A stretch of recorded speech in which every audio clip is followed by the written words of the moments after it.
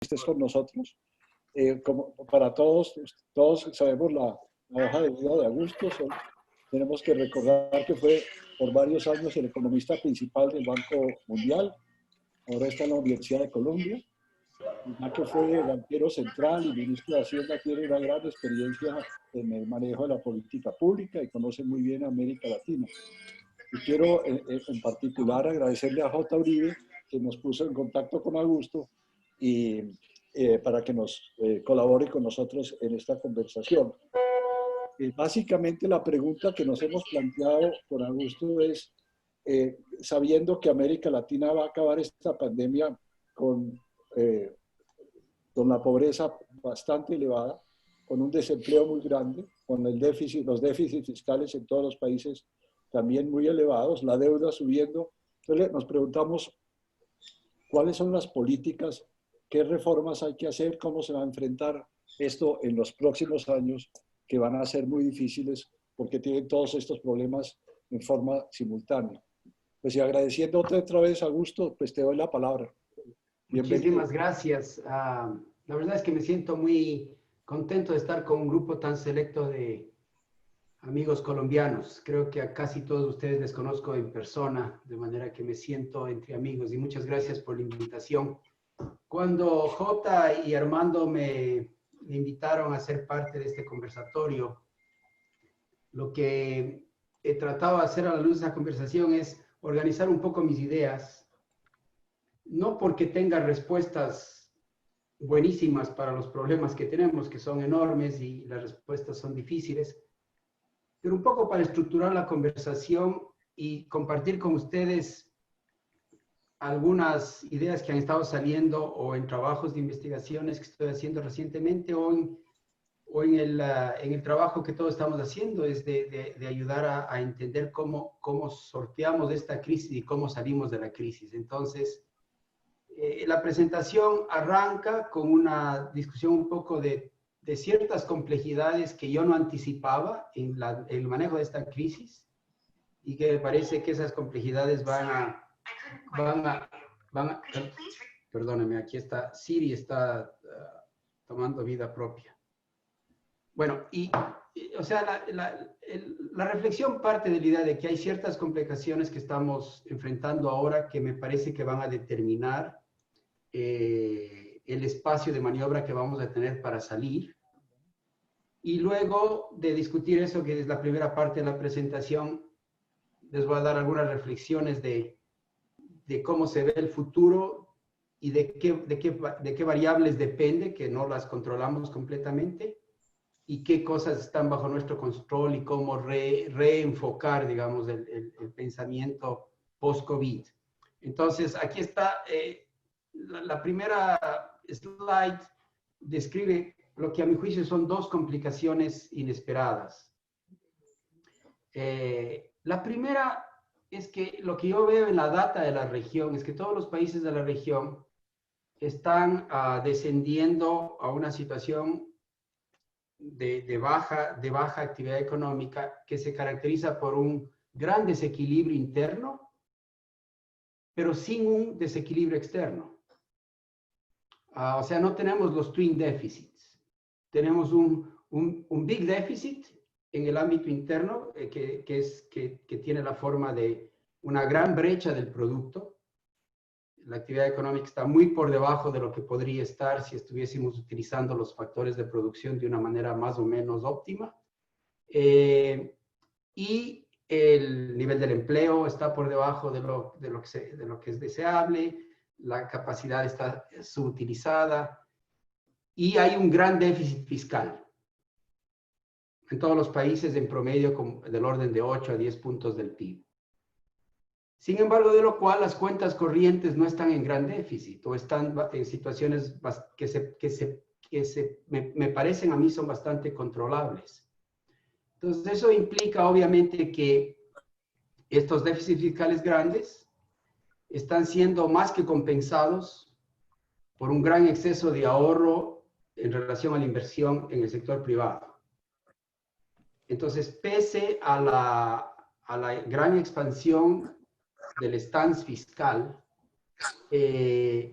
el consumo está reprimido, por tanto el ahorro privado es muy alto, y los espíritus animales de la inversión están, digamos, dormidos o bajo un shock o digamos, drogados y no saben qué hacer. Entonces tiene una gran caída de la inversión privada, muy asociada a la gran incertidumbre y un ritmo de consumo. Pedro, qué pena, yo los voy a dejar ahora, yo llamo a Gustavo ahora y me actualizo y cuadramos para la próxima semana. Es que estaba programado hasta las 4:30.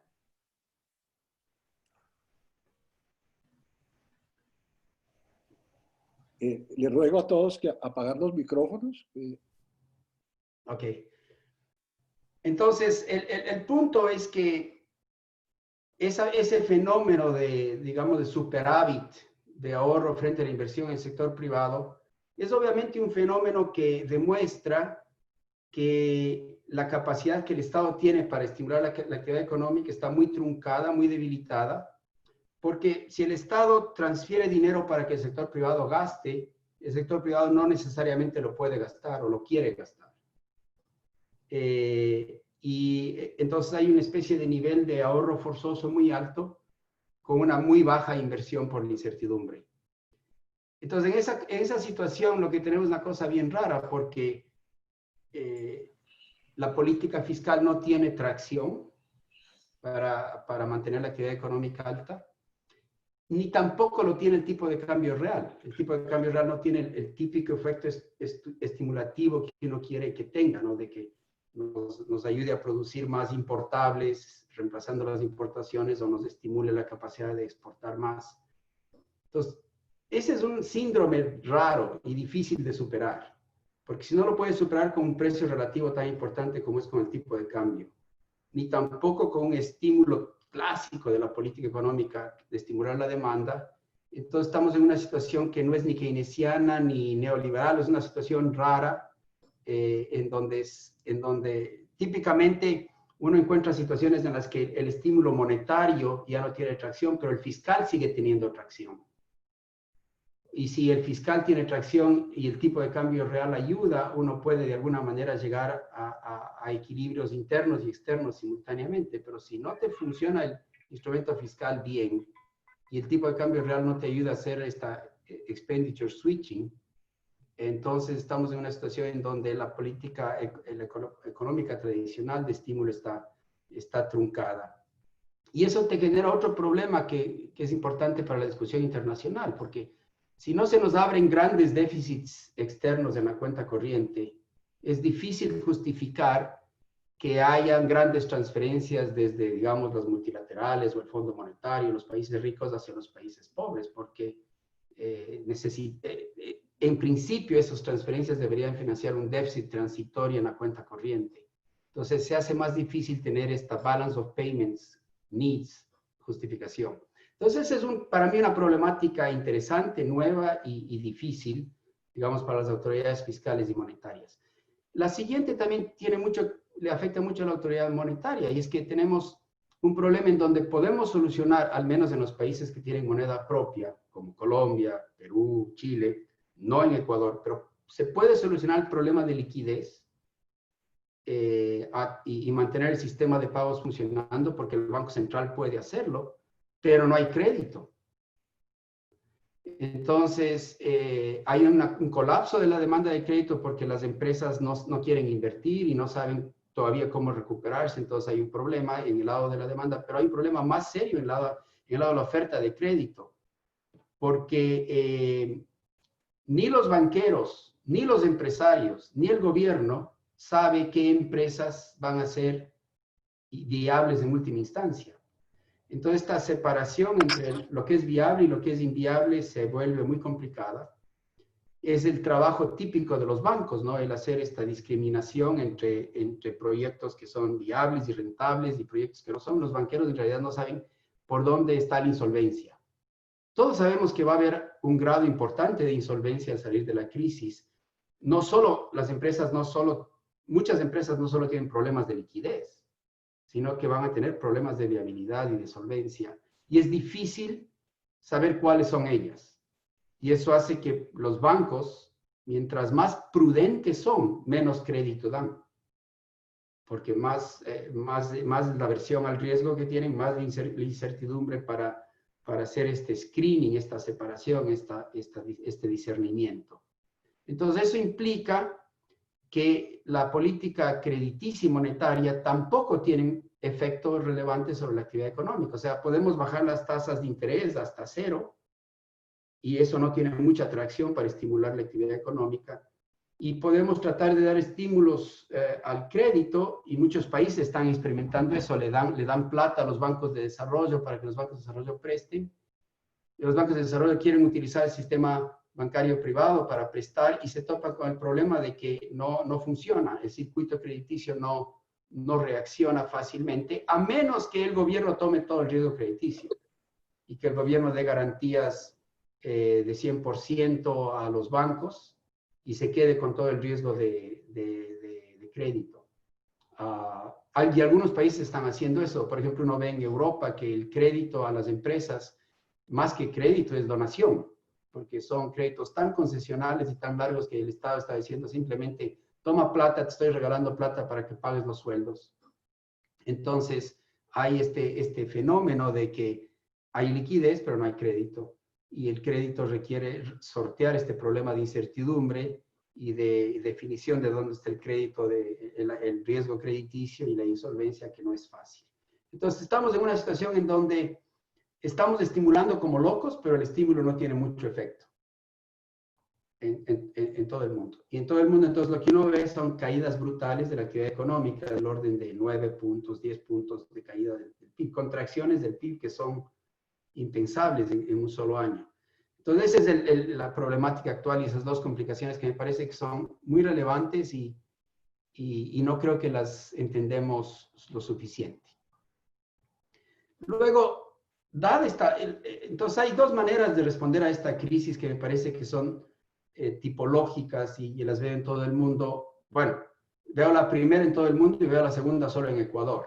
Entonces, les voy a explicar un poco cómo pienso esto, ¿no?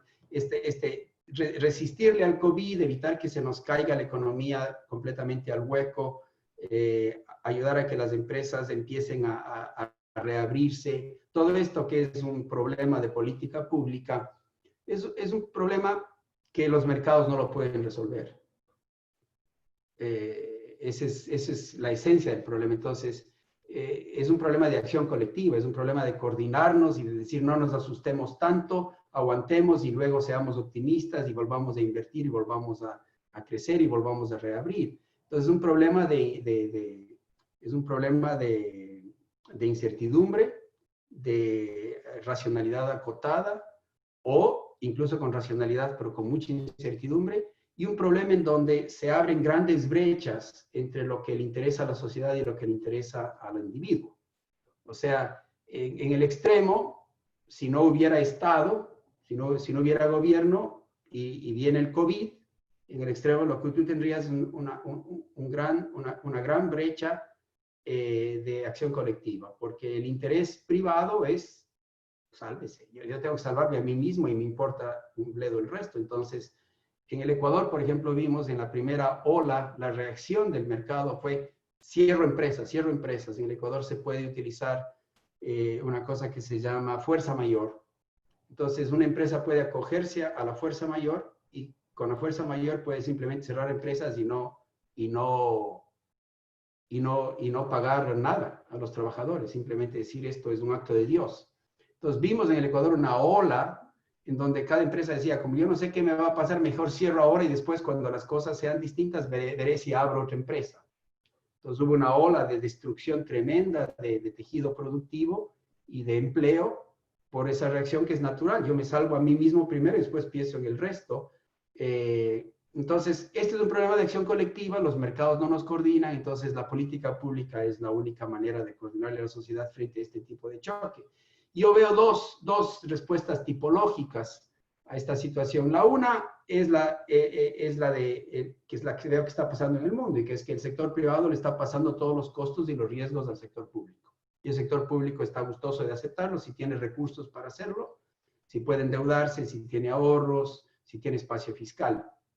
Entonces, en este caso, la imagen que yo he usado en varias presentaciones en mi país, es decir, miren, en este caso es como que la crisis nos manda a todos al océano, nos agarramos de un bote salvavidas, estamos todos ahí asustadísimos, tremendamente asustados porque no sabemos si vamos a sobrevivir este océano tormentoso. Entonces, una manera de no alocarnos y de no empujarnos del uno al otro fuera del bote para sobrevivir es confiar en que viene el helicóptero, que es del gobierno, viene arriba y dice, no se preocupen, yo les empiezo a atender las escalerillas, las boyas de salvación, les voy a ir sacando poco a poco de este bote, y entonces estén tranquilos. Entonces, una manera de resolver el problema de coordinación es un Estado con capacidades de asistir a todos los que están naufragando. Y eso es lo que yo veo que está pasando en el mundo en la medida en que los estados pueden hacerlo. Tienes un enorme gasto fiscal por la emergencia de salud, que es obvio, ¿no? Humanitario, una gran cantidad de subsidios a los salarios. Los estados están pagando sueldos o pagando seguros de desempleo y expandiéndolos, etcétera. O el estado se vuelve el originador de crédito concesional. Entonces, eso uno ve mucho. Y en la región eso pasa junto con unas sociedades que son garantistas, en el sentido de que se quiere hacer todo eso, ayudar a todo el mundo, sin hacer cambios en las reglas de juego y los derechos adquiridos. Entonces, los trabajadores dicen, bueno, me da mucha pena que venga el COVID, pero yo quiero que el Estado me restituya lo que yo he perdido, que me pague un sueldo, que me mande plata, que me ayude a seguir sobreviviendo. Los sindicatos dicen, está muy bien el Estado que haga eso, pero que no me cambie las normas laborales. Las empresas dicen, está bien, pero que nos asiste el gobierno, etc. Entonces, en sociedades garantistas, esta solución tiene sus bemoles. Porque lo que yo veo que está pasando es que todos los costos y riesgos asociados con el COVID se están transfiriendo a los hombros del Estado. Y esa es la situación tipológica número uno. La otra es la que está pasando en Ecuador, cuando tienes un Estado que no puede ayudar a nadie. No puede ayudarse ni a sí mismo. No tiene recursos no puede imprimir dinero, no tiene ahorros, no tiene acceso al mercado, entonces no puede ayudarse ni siquiera en el sentido de liquidez. No puede ayudarse a sí mismo. Entonces, la reacción, curiosamente, ha sido una de burden sharing, de que el Estado dice, miren, yo no tengo el helicóptero para ayudarles a los que están en el bote, a los náufragos, porque estoy en el bote yo mismo. Entonces, todos estamos aquí, vamos a tener que ayudarnos entre nosotros, y lo que uno ve es que en una manera conceptual de poner lo que está pasando en el Ecuador es que el Estado está diciendo que yo voy a compartir los costos de esto. Primero les voy a llamar a los acreedores externos y les voy a decir, no les voy a poder pagar. No puedo pagar sueldos, no les voy a poder pagar. Entonces, les pido a los acreedores externos privados que lleven parte de este costo, que me ayuden a llevar parte de este costo. Luego, el Estado, en la medida de lo posible, hace ciertos sacrificios. En el Ecuador han habido importantes reducciones a la nómina del gobierno, se han reducido las jornadas de los trabajadores públicos, el Estado ha cerrado un montón de funciones y actividades, ha repriorizado el gasto. Entonces, el Estado está llegando diciendo, yo hago ciertos sacrificios a mi interior, porque veo que el sector privado tiene que hacer ciertos sacrificios, ahí veo que todo el mundo está agobiado. Entonces hay un burden sharing entre el Estado y el sector privado. Y curiosamente han surgido una serie de iniciativas en el Ecuador para ayudarle a que el sector privado se ayude a sí mismo. Y hay tres cosas que son particularmente relevantes, ¿no es cierto? La primera es, dos cosas es el fondo. La primera es que el Ecuador pasó una ley en donde se dice, durante esta gran crisis, lo que acuerden las partes es la ley.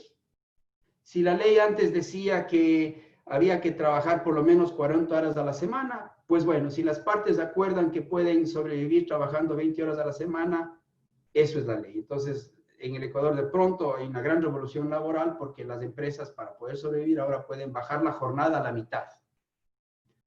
En el pasado en el Ecuador, si una empresa quería que los trabajadores trabajen el fin de semana y algunos en la noche y tenía reasignar las horas de trabajo, todas estas reasignaciones tenían un recargo adicional. Entonces era muy costoso para un empresario reasignar las horas de trabajo. Ahora no solo puedes reducir la jornada laboral a la mitad y pagar proporcionalmente la mitad del salario mínimo y la mitad de las contribuciones de la seguridad social, sino que además puedes decirles a los trabajadores, mire, a ti te necesito en esta noche, a ti te necesito el fin de semana, y puedes organizar eso sin recargo.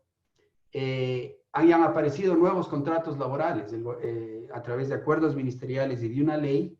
El gobierno ha dicho, bueno, para evitar la destrucción excesiva de trabajo formal, vamos a dejar que se abran otros contratos a tiempo fijo, contratos por faena, etcétera, etcétera. Entonces, curiosamente, lo que vemos es este burden sharing. Y también se pasó una ley que dice, si es que las empresas están muy mal, vamos a hacer un sistema muy fácil de concordato, que las empresas lleguen a acuerdos con sus acreedores. Si hay una mayoría calificada, el acuerdo es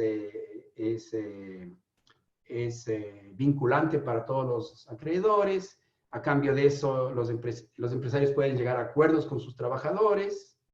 Y también si hay con el 50% de los trabajadores más uno, ya se puede llegar a un acuerdo con todos. Entonces, se han abierto estos espacios para que los trabajos y las empresas sobrevivan ayudándose los unos a los otros. Ciertamente no está exento de conflictividad y los sindicatos protestan y todo lo demás, pero me parece que como no hay recursos fiscales para hacerlo del helicóptero, en el Ecuador estamos haciendo este tipo de burden sharing que es muy messy, muy complicado, muy desordenado, pero está permitiendo que la cosa no se caiga tan duramente como se caería en ausencia de estas flexibilizaciones, llamémosle así.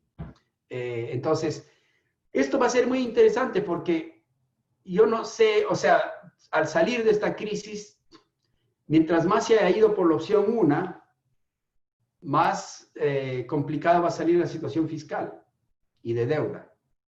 Y entonces, los países que están yéndose por la opción 1 van a tener un gran tema fiscal. Los países que están yéndose por la opción 2, no es que no van a tener un tema fiscal, lo van a tener, pero van a tener, digamos, quizás un problema un poquito menor, porque hubo más burden sharing.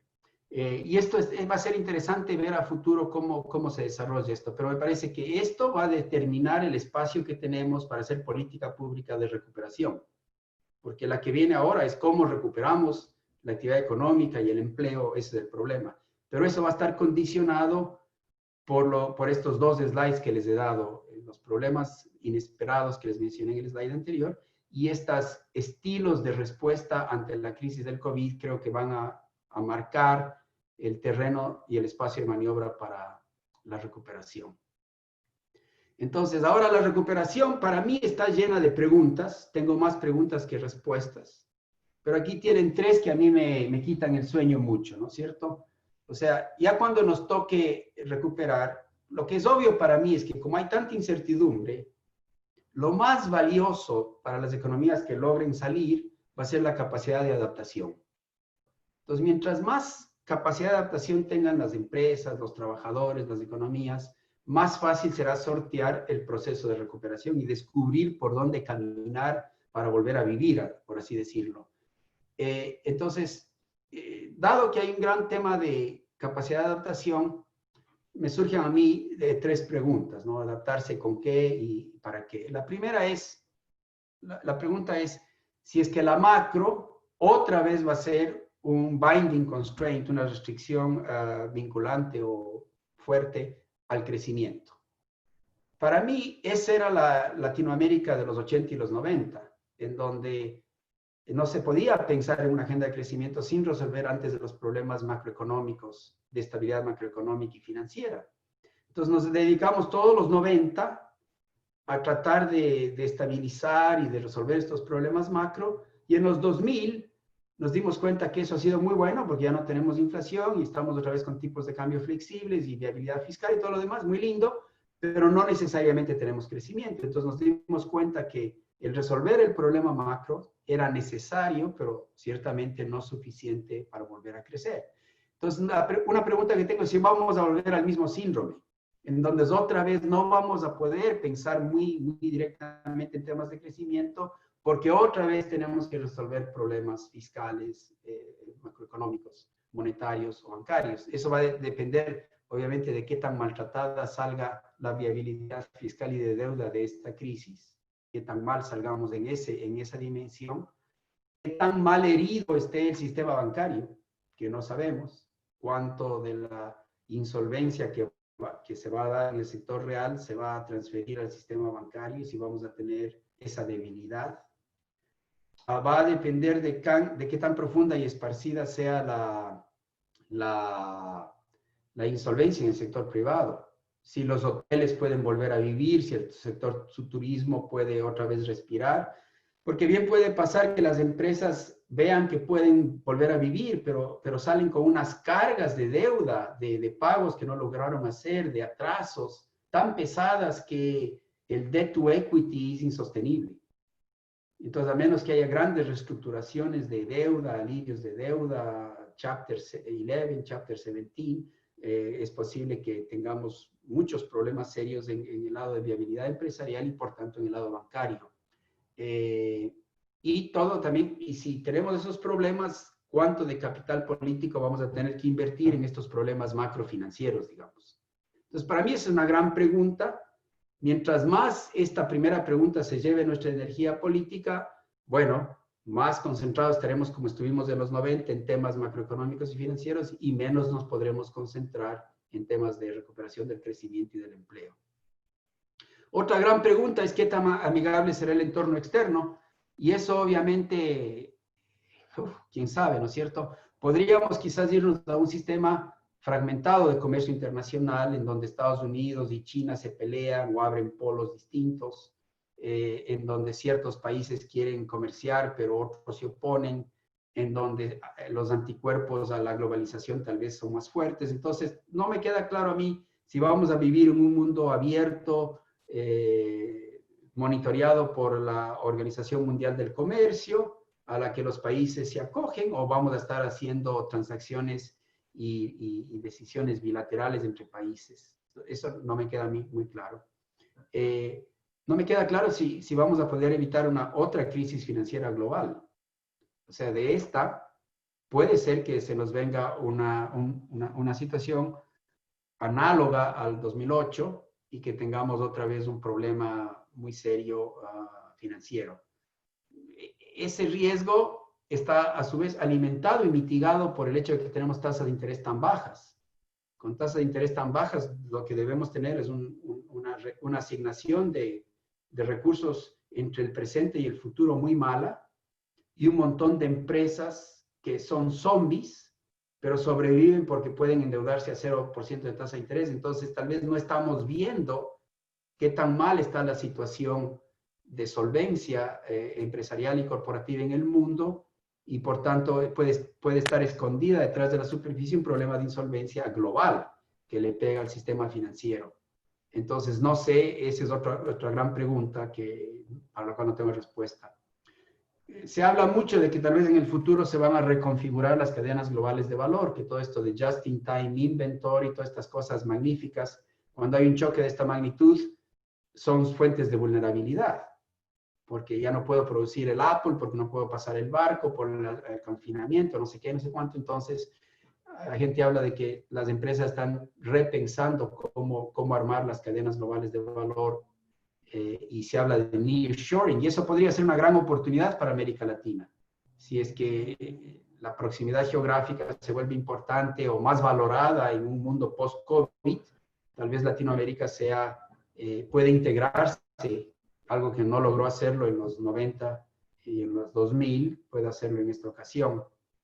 Y queda también la pregunta de si es que va a haber espacio, voluntad política y motivación y, digamos, una relación con Estados Unidos tal que la región pueda pensar en recontratar y profundizar la integración regional.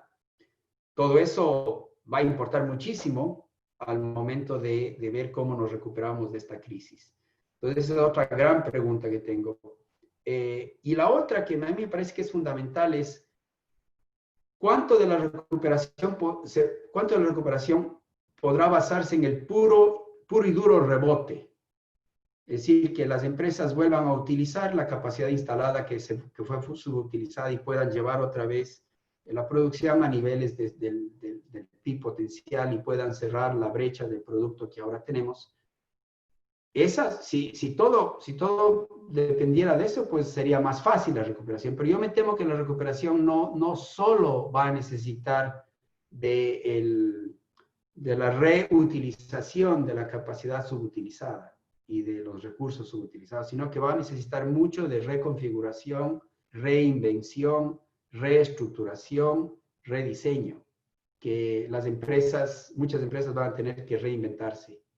Entonces, en la medida en que la recuperación de la actividad económica tenga más de estos elementos, que son cambio estructural, reinversión, rediseño, reconfiguración de los procesos, y no solamente volver a utilizar la máquina que ya tenía, con los trabajadores que ya tenía, sino que implica reposicionar a los trabajadores, comprar otro tipo de máquinas, meter otra tecnología, pensar en otros procesos, y buscar nuevos mercados, nuevas conectividades. Y eso es lo que se necesita para volver a crecer. Yo creo que una buena parte después del COVID, ese es el tema. Entonces, las exigencias para la política pública son mucho mayores, porque esto último no pasa por arte de magia, ¿no es cierto?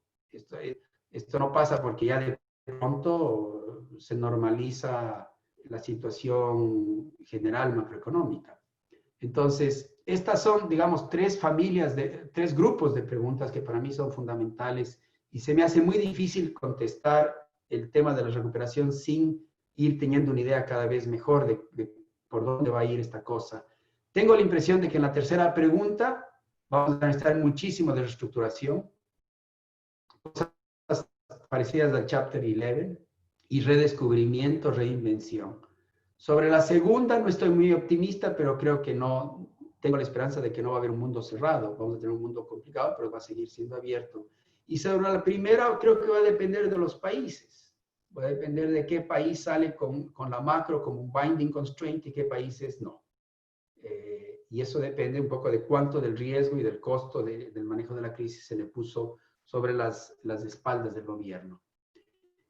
Y luego, el último slide, en vez de hacerles toda una lista grandota de cosas que hay que hacer, porque eso es imposible, son un montón, cada país tiene un montón de cosas, y que la educación, y que la infraestructura, y que la logística, y que esto, y lo demás, ya, las universidades, en vez de hacerles ese chorizo déjeme decir dos cosas que para mí son fundamentales.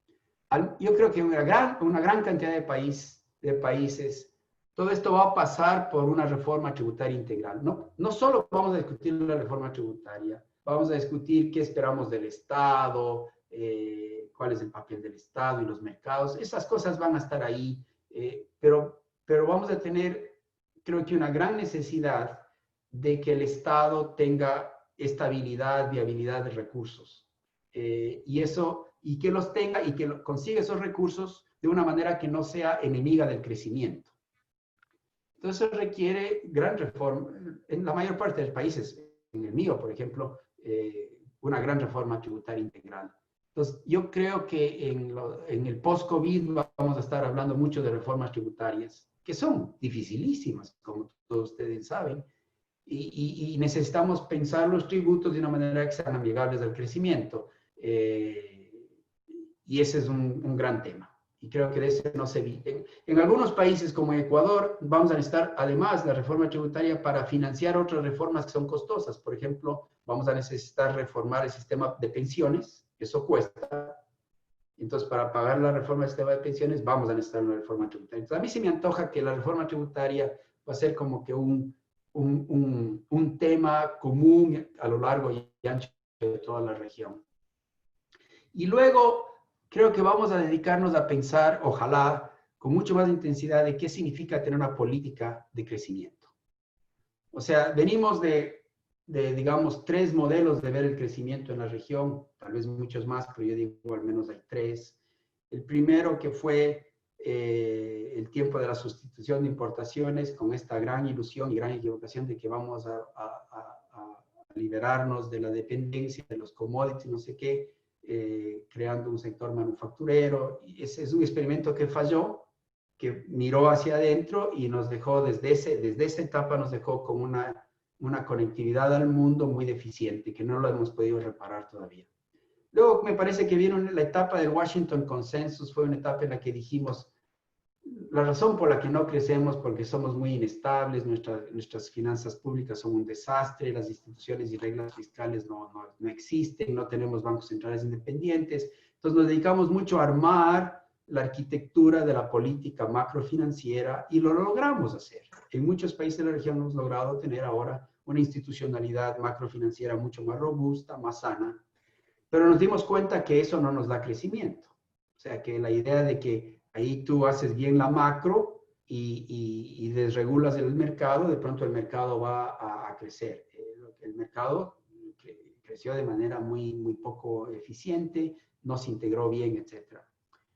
Desde ahí nos hemos quedado con una especie de agnosticismo de crecimiento, en donde no sabemos qué significa tener política de crecimiento. Y creo que las cosas que yo oigo, bueno, eso depende de cada país. No hay reglas generales, y todo eso es cierto. Entonces, para mí, lo que yo he aprendido del tipo de investigaciones que estaba haciendo recientemente es que cualquier política de crecimiento que tengamos, como quiera que la armemos, que la arreglemos, que la combinemos, va a tener que tener un enfoque muy fuerte en desarrollar el sector transable. Entonces ahí yo tengo un debate con mis amigos que dicen, lo único que hay que hacer es hacer cosas que nos mejoren la productividad y dejar que los mercados escojan. Yo no estoy tan seguro. Yo creo que la estructura importa. Los países que tienen sectores transables, que producen importables, que producen exportables, con mucho vigor, son países que tienen productividad más alta. Entonces yo veo la relación de causalidad en las dos direcciones. Creo que la estructura que favorece al sector transable es buena para la productividad y no solo al revés. Entonces, creo que yo, por ejemplo, no creo en tener políticas generales sin objetivo. O sea, si vamos a hacer la reforma educativa, hagámosla porque queremos tener trabajadores que son importantes para meternos en las cadenas globales de valor y exportar nuevas cosas y descubrir nuevos nichos. O sea, pensemos la reforma educativa a la luz de esta política de crecimiento orientada al desarrollo del sector transable. ¿Cómo pensamos las commodities? Bueno, las commodities son transables, pero son transables que nos pueden traer una maldición. Entonces, necesitamos ver qué hacemos con las commodities para que nos den un poco más de espacios, etc. Entonces, para mí ese me parece que debería ser el modo como tenemos que recoger todo lo que vamos a hacer en infraestructura, en educación, en innovación. Todo eso creo que debe estar orientado a tener países que se parezcan más a los asiáticos, en donde el sector transable es una parte fundamental, es el que organiza a la economía. Incluso cuando ustedes ven los países asiáticos, el sector no transable se organiza para favorecerle al transable. O sea, todos los servicios no transables aún son parte de un cuento de tener el mundo como mercado y vivir en ese mundo. Eso va a requerir, y aquí hay una conexión importante que me parece que hay que insistir, va a requerir seguir trabajando en la política macrofinanciera para que sea más contracíclica. En un paper que estamos haciendo con mi colega Alan para un proyecto de Yale University, el argumento que nosotros hacemos es que el crecimiento en América Latina, a diferencia del crecimiento en Asia, está muy marcado por temas macro de volatilidad en la demanda doméstica. Entonces, cuando tú ves Asia y América Latina, lo que ves en América Latina tienes grandes fluctuaciones de demanda doméstica que reflejan fluctuaciones y volatilidades o bien en los términos de intercambio o bien en los flujos de capital. Entonces, tenemos nuestra política macro, nuestra demanda agregada se mueve con eso, lo que quiere decir que nuestra política macro sigue siendo insuficientemente contracíclica. Entonces, no logramos estabilizar la demanda agregada doméstica frente a volatilidades en los términos de intercambio y los flujos de capital. Y eso le pega al crecimiento de muchas maneras, incluyendo a través de la crisis, del tipo de cambio real y de varios canales. Entonces, para mí, una agenda clave del crecimiento, no solo de la estabilidad, es tener mayor capacidad contracíclica en la política macroeconómica. A veces la gente piensa que la política macroeconómica tiene que ver solo con la estabilidad y no con el crecimiento. Pues para mí aquí hay una conexión estrecha entre política macroeconómica contracíclica, que te estabiliza la demanda agregada y por tanto te da características que necesitas para crecer. Creo que vamos a necesitar una política industrial más inteligente, un poquito más asiática, en donde el Estado es más proactivo, conversa más con el sector privado, produce cosas que el sector privado necesita para insertarse. ¿Qué producir para crecer? Es un tema que tiene un grado de indeterminación. Si eres un exportador de petróleo, no hay esa pregunta, no existe, porque produces petróleo porque tienes el petróleo, está bajo la tierra y te quieren comprar el petróleo, entonces no tienes que estarte preguntando qué producir. Pero si te vas moviendo hacia los servicios o hacia las actividades económicas de no commodities, por dónde te vas va a depender un poco de qué nicho encuentras en el mercado, qué conexiones haces, cómo te abres nuevos mercados. Ya no son solo factores de oferta, son también factores de demanda, de marketing y todo lo demás. Y eso me parece a mí requiere más esfuerzos de coordinación y de trabajo público-privado. Entonces, para mí vamos a necesitar tener una política industrial inteligente. No nos gusta la palabra política industrial porque nos hace acuerdo de la sustitución de importaciones y nos da urticaria con eso, ¿no es cierto? Pero la idea de que simplemente hago bien la macro y que el mercado crezca me parece a mí que ya no tiene mucha atracción. Vamos a necesitar una política de crecimiento que no solo le ponga énfasis en la productividad, sino en el empleo. Uno de los trabajos de Rodri que a mí más me gusta y de gente del BID enfatiza el hecho de que cuando uno ve ciertos sectores o ciertas compañías en América Latina, uno encuentra que son muy productivas y que convergen hacia la productividad de los países avanzados. Pero la productividad agregada de la economía se queda mal. Entonces, eso lo que implica es que en ciertos sectores donde hay alta tecnología, buena maquinaria, la productividad del trabajo es muy alta y esos sectores, esas empresas les va bien, pero la mayor parte de nuestros trabajadores están en actividades que no son de alta productividad. Entonces, por eso están en informalidad. Para mí, entonces, el tema es cómo hacemos que haya productividad con empleo, lo cual no es fácil. Y requiere repensar todo el tema de los mercados laborales y el tema de la informalidad. Para mí, la informalidad es más un resultado que una causa de bajo crecimiento. Y por último, en un mundo en donde tienes que escoger qué producir y el que invierte puede invertir en Tailandia o en Colombia, importa muchísimo qué tan buena es la calidad de vida de Colombia versus Tailandia.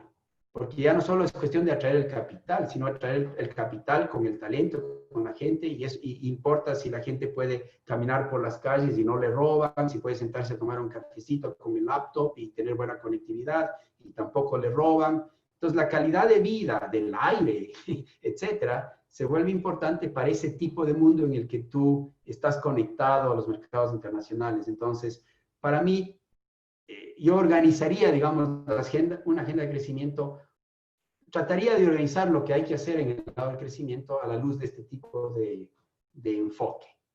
Y con eso se acaba mi cuento, entonces a las órdenes para escuchar preguntas y conversar con ustedes. Pues Augusto, muchísimas gracias, interesantísima tu charla, una cantidad de puntos pues, muy importantes.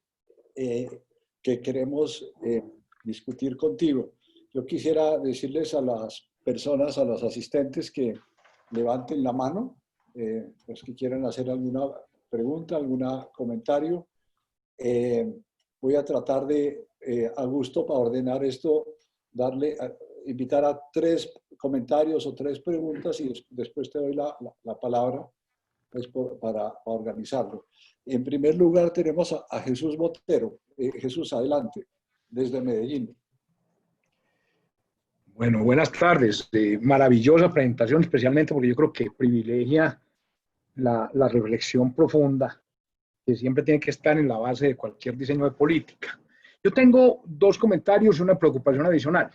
A mí me parece que todo esto va a cambiar además profundamente las estructuras productivas, el papel del trabajo en los procesos productivos y muy probablemente la intensidad de trabajo de las actividades a las que estamos generalmente acostumbrados. O sea que esto nos va a generar un problema adicional que pues está de alguna manera mencionado, pero que es terrible, y es que vamos a quedar con un desempleo tremendamente alto y con una estructura productiva muy poco proclive a generar empleo. Entonces, en eso quizás lo que yo quisiera mencionar en conexión con esta gran propuesta de cómo hay que pensar la relación público-privada, va en la línea de las misiones de Mazzucato. Sí, claro, ahora lo que tenemos que hacer es una cosa distinta. Tenemos que hacer algo en lo cual el Estado se junte con el sector privado. No a generar condiciones de campo limpias donde todos puedan trabajar, sino a buscar activamente oportunidades en un nuevo mundo en el que probablemente va a haber oportunidades, pero también se van a cerrar muchísimas cosas. Y lo van a tener que buscar en conjunto y proponerse esas grandes misiones que transforman el país. Entonces yo quisiera llamar en ese sentido la atención hacia el concepto de misiones de Mazzucato, me parece bastante relevante en un momento histórico como este. Y sobre el tema de la reforma tributaria, sí, claro, yo creo que el mensaje fundamental es que tiene que ser amigable con el crecimiento, pero tiene que ser amigable también con la gente desde el punto de vista distributivo. Tenemos que ser capaces de crear una estructura tributaria que sea equitativa, pero que no sea a costa de las generaciones futuras o de las posibilidades de crecimiento. Me fascina la presentación y me parece que ha sido una excelente visión básica de lo que nos viene en el futuro. Muy bien. ¿Alguna otra persona quiere hacer una pregunta por ahora? Bueno, entonces yo me tomo la palabra, Augusto. Yo quisiera, en este tema de la informalidad, tú sabes que hay colegas en la profesión en América Latina que piensan que más bien la baja productividad la causa la informalidad y no lo contrario. Digamos, y de ahí surge, pues, naturalmente, como una propuesta inmediata, la necesidad de hacer reformas laborales y limpiar profundamente, pues, todos los temas que causan distorsiones en el tema del mercado laboral. Entonces, quisiera que comentaras un poco sobre la otra visión del sector informal. Y te doy la palabra, Augusto. Sí, muchas gracias por la reacción y los comentarios. Jesús, el tema del empleo es hiper complicado, ¿no es cierto? Porque, como tú bien dices, yo sí creo que vamos a salir con un sector informal más grande en la mayor parte de países. De hecho, muchas empresas responden ante la crisis yéndose a la informalidad, con los trabajadores yéndose a la informalidad. En mi país también se ve mucha migración desde las ciudades al campo, porque la gente dice, en el campo al menos puedo comer, tal vez no tengo trabajo, pero hay los animalitos y los sembríos y tal. Entonces, sí creo que vamos a salir con una situación bastante más complicada en el lado del empleo. Y el problema que yo le veo es que pueda encontrar nichos de mercado nuevos, descubrirlos y tal, típicamente requiere empleo más calificado. Entonces vamos a tener un periodo difícil en donde la fuerza laboral de la que disponemos no tiene el tipo de destrezas que necesitamos para este otro mundo, y eso puede crearnos un problema de desigualdad de salarios importante inicial. Entonces, para mí este tema del empleo sí es muy complicado.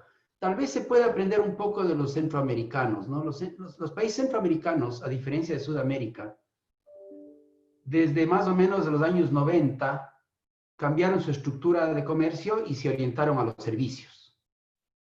Entonces, Panamá, por ejemplo, es una gran economía de servicios legales, servicios contables, servicios de transshipment, servicios de esto y lo demás de allá, entonces, y de turismo. Hay en otros países de Centroamérica, como Costa Rica, hay más servicios médicos.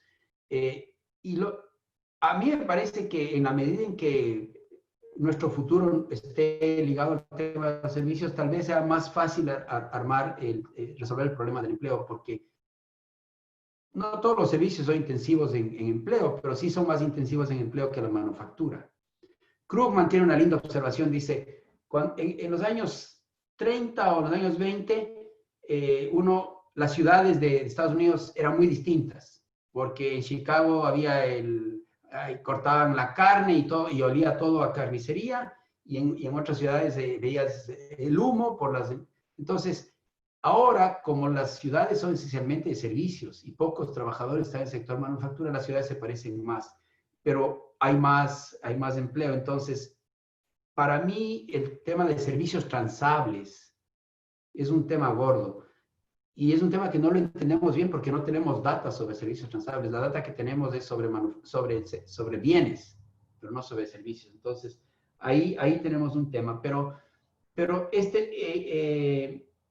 el tema público-privado, a mí me gusta ilustrar con un ejemplo de Costa Rica. Una vez cuando era jefe economista jefe para América Latina, fue a Costa Rica y estaba en una gran discusión los costarricenses de qué tenía que hacer el Estado para que haya, ¿cómo es esto?, infraestructura de esterilización, porque Costa Rica quería meterse al nicho de productos médicos de alta sofisticación, marcapasos, ese tipo de cosas.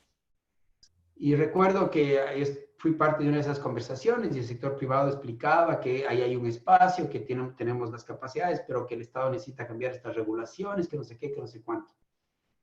2 años después volví a Costa Rica y Costa Rica ya estaba metido en ese nicho. Y ahora la exportación más importante de Costa Rica, más que Intel, que café, que turismo, es equipos médicos de alta sofisticación. Entonces, ese es un ejemplo de la cooperación público-privada que le abrió un nicho a Costa Rica. Claro, Costa Rica es un país pequeño, 5 millones de habitantes, no es lo mismo que Colombia, pero ilustra un poco esta idea de proactividad pública-privada para encontrar por dónde entrar. La reforma tributaria ciertamente tiene que ser al menos percibida como equitativa. Yo creo que la estructura tributaria en general no siempre es muy progresiva porque puedes tú meterle progresividad en el impuesto a la renta personal, pero el IVA es regresivo y el IVA es muy importante. Entonces, pero la gente tiene que al menos percibir que se piensa en la equidad al desarrollar el sistema tributario, no solo en el crecimiento.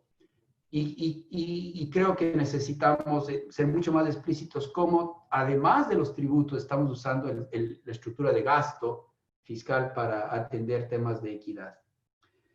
Con respecto a la pregunta de Armando, sí, ese es un debate fascinante para mí y la verdad es que ha sido muy intenso cuando yo estaba en el Banco Mundial. O sea, tú tienes, yo diría, 2 escuelas, ¿no? La escuela de, digamos, Hernando de Soto, ¿cierto? Las compañías son chiquitas y por ser chiquitas son informales y no pueden salir de la informalidad porque no tienen los derechos de propiedad bien armados, no tienen el acceso al crédito. Entonces, si nosotros le ayudamos a los chiquitos a formalizarse, vamos a tener ganancias de productividad. Entonces, esa es una historia que es muy coherente, es muy respetable, a mí me gusta mucho y creo que es verdad hasta cierto punto de que si nosotros logramos formalizar a las empresas, deberíamos tener una ganancia de productividad. Pero creo que la otra escuela de pensamiento que ve la dirección en el otro lado tal vez es más relevante. Y el modo como yo lo veo es que, o sea, uno ve dónde se reduce la informalidad. La informalidad se reduce en los países en donde las empresas medianas y grandes crecen rápido y emplean. Entonces, yo siento que en nuestros países hay mucha informalidad porque no hay suficiente crecimiento de empleo formal motorizado por empresas grandes que crecen, que se insertan, que se van al mundo, que abren sucursales. De hecho, hay una estadística que a mí me llama mucho la atención. Cuando tú agarras las empresas que en América Latina han sobrevivido más de 30 años y las comparas con las empresas que en Asia han sobrevivido más de 30 años. Entonces estás viendo sobrevivientes con sobrevivientes. Al abrir, las empresas latinas y asiáticas tienen más o menos el mismo número de empleados. pero las que sobrevivieron 30 años, en promedio en Asia, tienen 3 veces más del tamaño de empleados que las latinas. Entonces, algo pasa en nuestras empresas que se quedan en tamaños pequeños y no rompen esos umbrales que les hace ser empresas más grandes y por tanto jalan más empleo, jalan más actividad económica, se conectan más. Entonces, yo creo que ese segundo cuento de la informalidad me parece a mí más relevante. O sea, en ese sentido la informalidad es un resultado. Es que tenemos un sector empresarial que no tiene esa capacidad de expansión y crecimiento que tienen las empresas asiáticas. Como consecuencia de eso, la gente no tiene otro remedio que ser informal. Si esa historia vale más, si esa historia importa más, y obviamente es difícil probar esto empíricamente, si esa historia vale más, entonces todos estos esfuerzos de formalizarle al pequeño no van a tener efectos agregados importantes. Van a ayudar, obviamente, pero no nos van a dar, digamos, crecimiento. El crecimiento hay que pensarlo por el lado de qué hacemos para que nuestras empresas thrive, ¿no? Se metan en nuevas cosas, hagan cosas, crezcan y con su crecimiento vayan reduciendo la informalidad. Entonces, son dos escuelas de pensamiento. Este debate yo lo tengo constantemente con mi gran amigo Santiago Levy, y es un debate que vale la pena conversarlo entre cervezas porque no hay una respuesta sencilla. Muy bien, Augusto, muchas gracias. Ahora la lista está copiosa. Vamos a darle la palabra a María Mercedes Cuellar, después a Gustavo Moreno y después a Santiago Montenegro. Entonces, en primer lugar, María Mercedes, adelante. Gracias, Armando. Augusto, un saludo muy grande. Hace rato que no sabía de usted. ¿Sí me están viendo o no? Yo no te veo, pero... Te oímos, pero no te vemos. No te vemos. ¿Aló? No, bueno, yo aquí... Ay, aquí, venga, le pongo la cámara. Ya apareciste, bueno, ya apareciste. Quería saludarlo porque hacía mucho rato que no...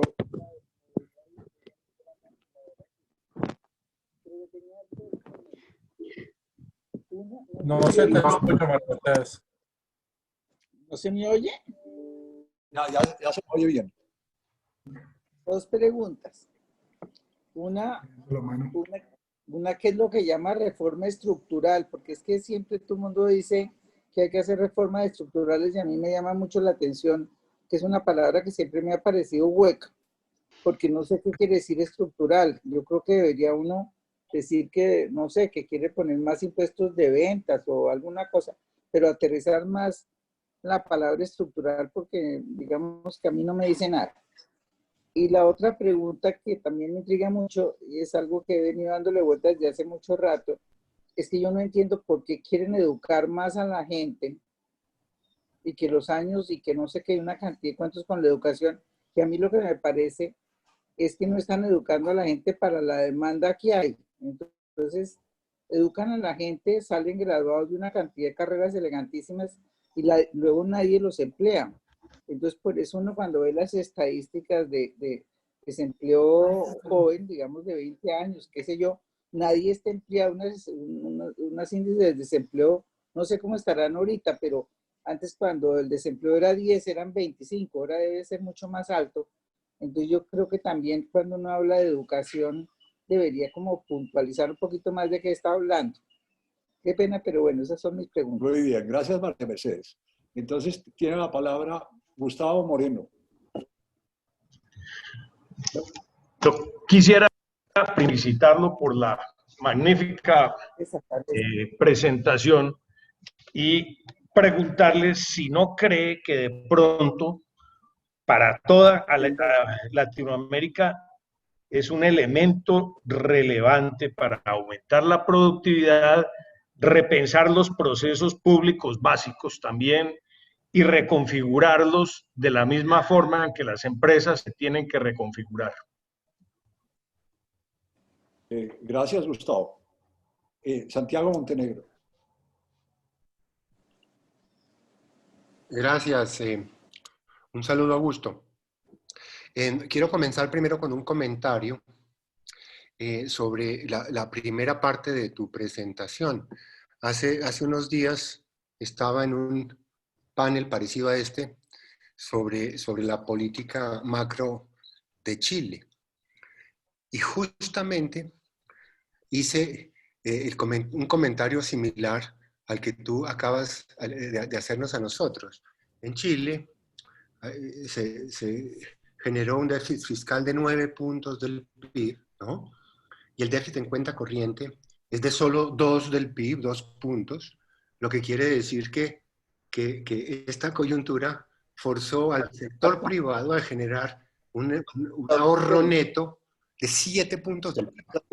O sea, con una caída del consumo y una caída de la inversión privada. Entonces, pues claro, uno dice la política keynesiana estándar es, bueno, aumenta el déficit, ¿no?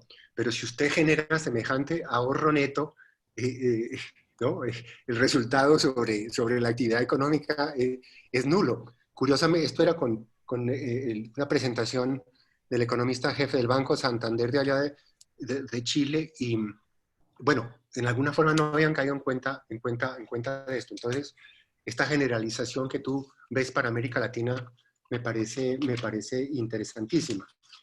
Bueno, la pregunta que entonces quiero hacerte es, bueno, vemos la situación de la economía, el desempleo, los déficits fiscales, todo, pero los mercados de valores disparados, ¿no?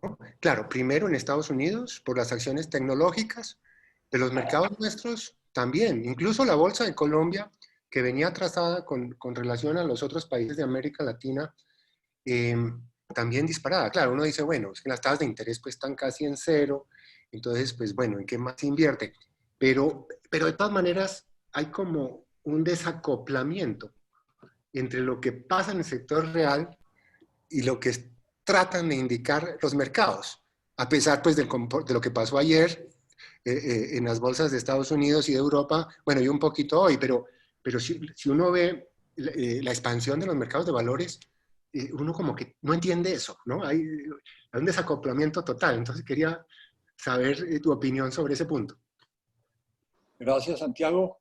Augusto, te doy la palabra para esta. Muchas gracias. María Mercedes, está buenísima esa pregunta. ¿Qué diablos es estructural? Cierto es que hay mucha varianza semántica sobre el término estructural, pero yo tiendo a pensar en estructural. Para mí, cambios estructurales puedes verle en varios niveles, ¿no es cierto? Uno es que haya cambio en la estructura sectorial de una economía. O sea, si tú pasas de una economía en donde el sector agrícola y el manufacturero juntos hacen la mayor parte, a otra en donde el peso de la agricultura es menor, la manufactura se achica y los servicios suben mucho, para mí eso es un cambio estructural a nivel, digamos, de relevancia de sectores. Pero puedes tú descender a otros niveles, ¿no? Puede haber un cambio estructural. Para mí, una división estructural muy importante es la importancia del sector transable versus no transable. Para mí eso tiene mucha relevancia porque yo le veo al sector transable como una fuente de productividad, porque hay aprendizaje, hay spillovers tecnológicos, etcétera, que no los veo en el sector no transable. Entonces, para mí esa estructura transable versus no transable importa también. La estructura de la demanda es otra cosa que a mí me importa mucho. ¿Qué tanto importa la demanda externa versus la demanda doméstica en el funcionamiento de una economía? En Asia tú ves una gran relevancia de la demanda externa, menos relevancia de la doméstica. En América Latina lo ves al revés. Entonces, esa es otra estructura que me interesa. Y luego tienes la estructura que quizás es la más cercana a nosotros, que es la estructura de las firmas. Que tienes unas firmas que hacen, yo qué sé, hacen papel o hacen plásticos y tienen una proporción entre máquinas, trabajadores y gerentes y tal, de un cierto tipo, y de pronto se reinventan y cambiaron completamente su combinación de factores de producción. Entonces, para mí, todas estas cosas son cambios estructurales, y a nivel de la empresa, un cambio estructural que me importa mucho es el cambio en la estructura de debt y equity. Entonces, yo creo que vamos a salir de esta crisis con una estructura en donde la deuda es muy alta frente al equity. Y creo que vamos a necesitar mucho equity. Y los gobiernos están pensando solamente en crédito. La idea de muchos policymakers es que vamos a ayudar a salir de esta crisis con crédito. Pero creo que esta crisis va a necesitar mucho capital. Entonces, la estructura de debt to equity es otra que me interesa. Entonces, tienes tú toda la razón. Estructura quiere decir muchas cosas y se la puede interpretar a muchos niveles. El tema de la educación, tú lo dijiste de una manera muy linda que es compatible con lo que yo estaba tratando de decir. Es que para mí, pensar en la reforma educativa por sí sola me parece que es insuficiente. Uno tiene que decir, ¿cambiamos de educación para qué? Y creo que una pregunta fundamental es, ¿cambiamos de educación para generar ciertas destrezas, ciertos skills? Entonces, para mí lo clave es educación con destrezas, porque eso está conectado al mercado de trabajo y eso está conectado a la economía. Y las señales de transmisión de información entre educación, destrezas, mercado laboral y actividades económicas no son buenas en nuestra economía. En Estados Unidos, tú ves como si hay demasiados biólogos, de pronto las inscripciones de la universidad para biólogos cayeron y subieron las de informáticos. O sea, hay más señales en este sistema en donde el sistema educativo rápidamente se da cuenta qué es lo que importa producir. Nosotros en Latinoamérica no tenemos suficientes señales y seguimos produciendo abogados y en grandes cantidades. Entonces, para mí el tema de educación y destrezas es el clave. Gustavo, sí, ahí hay un tema que es muy de Ricardo Hausmann, en el que yo estoy totalmente de acuerdo con él. Para mí, la productividad no solo es el resultado de lo que pasa en el sector público, en el sector privado. O sea, no solo es que tan ingenioso es el empresario para mejorar los procesos gerenciales y la informática y traerse al talentoso de mercadeo y tal. No solo es eso, no es solo el tema schumpeteriano de empresarios que combinan factores de producción de manera innovativa y se meten a nuevos nichos. Para mí la productividad también depende del mundo en el que viven esas empresas y ese mundo está delimitado por las reglas de juego, que son reglas de juego que las pone el Estado. Y tenemos una lógica para poner reglas de juego que no necesariamente le presta suficiente atención a este imperativo de la productividad. Tenemos un montón de reglas de juego que tienen otras racionalizaciones que no son válidas, muchas de ellas, pero entonces sí, yo estoy de acuerdo contigo que todo este tema de procesos de servicios públicos, procesos de regulaciones públicas, necesitamos someterle a un criterio de crecimiento o de productividad al analizarlos.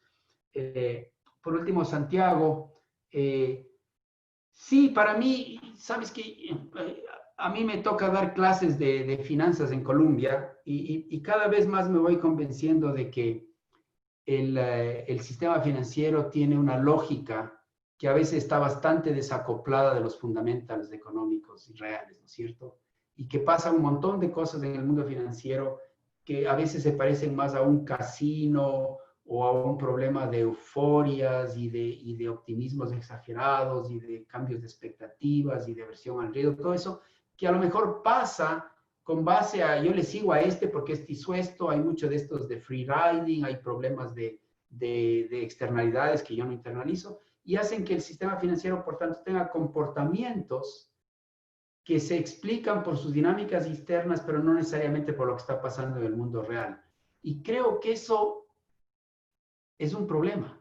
Creo que estamos yendo ese problema se está acentuando y estamos llegando a un punto en donde ya está causando desasosiego social. Aquí en Estados Unidos, tú dices, bueno, casi nos matan los de Wall Street en el 2008 y no hay ninguno de ellos preso.